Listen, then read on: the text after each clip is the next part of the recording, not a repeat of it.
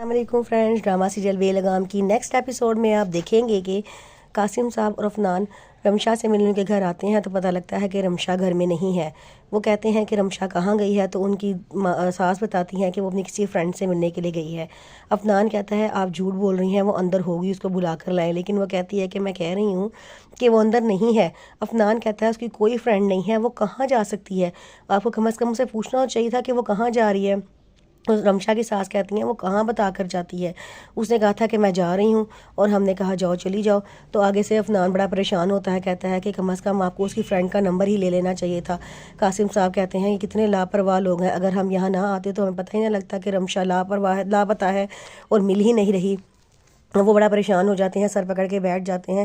عفنان کہتا ہے کہ آپ ریلیکس کریں، آپ پریشان نہ ہوں، ہم اس کو ڈھونڈ لیں گے۔ پھر وہ کہتے ہیں کہ جائیں جا کے اپنی بیٹی سے پوچھیں، کیا پتہ اس کے پاس کی دوست کا نمبر ہو۔ اس کی ماما کہتی ہیں اچھا میں ابھی جاتی ہوں اپنی بیٹی سے پوچھ کے آتی ہوں، کیا پتہ اس کی فرینڈ کا نمبر اس کے پاس ہو۔ وہ اپنی بیٹی سے نمبر لینے چلی جاتی ہیں تو اس کے قاسم صاحب سر پکڑ کے بیٹھ جاتے ہیں اور کہتے ہیں کتنی غلط بات ہے نا، انہوں نے ہمیں بتایا ہی نہیں، ہماری رمشا نہیں مل رہی۔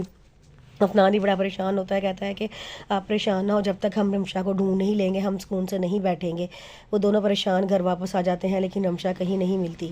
اس کے بعد قاسم صاحب افشین سے کہتے ہیں کہ میں تمہیں پناہ دی، اس گھر میں رکھا، کبھی کسی چیز کی تمہیں کمی نہیں ہونے دی اور تم ہمارے ساتھ یہ کیا۔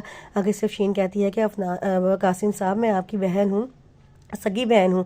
آگے سے قاسم صاحب کہتے ہیں کہ رمشا میری بیٹی ہے۔ افشین کہتی ہے وہ آپ کی منہ بولی بیٹی ہے، آپ کی سگی بیٹی نہیں ہے۔ قاسم صاحب کہتے ہیں وہ میری سگوں سے بھی زیادہ مجھے عزیز ہے کیونکہ میں نے اس کو اپنی بیٹی بنایا ہے اور آپ نے میری بیٹی کے ساتھ غلط کیا ہے۔ افشین بڑا دکھی ہو جاتی ہے اور وہ سر پکڑ کر بیٹھ جاتی ہے۔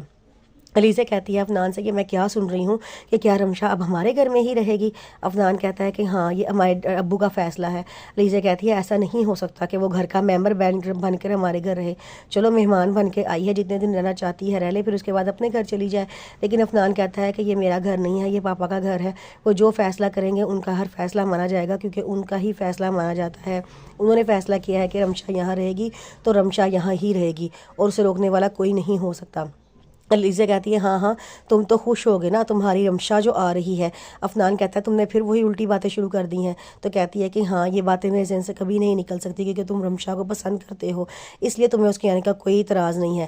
عفنان کہتا ہے تم سے تو بحث کرنا ہی فضول ہے، یہ کہہ کے وہ چلا جاتا ہے۔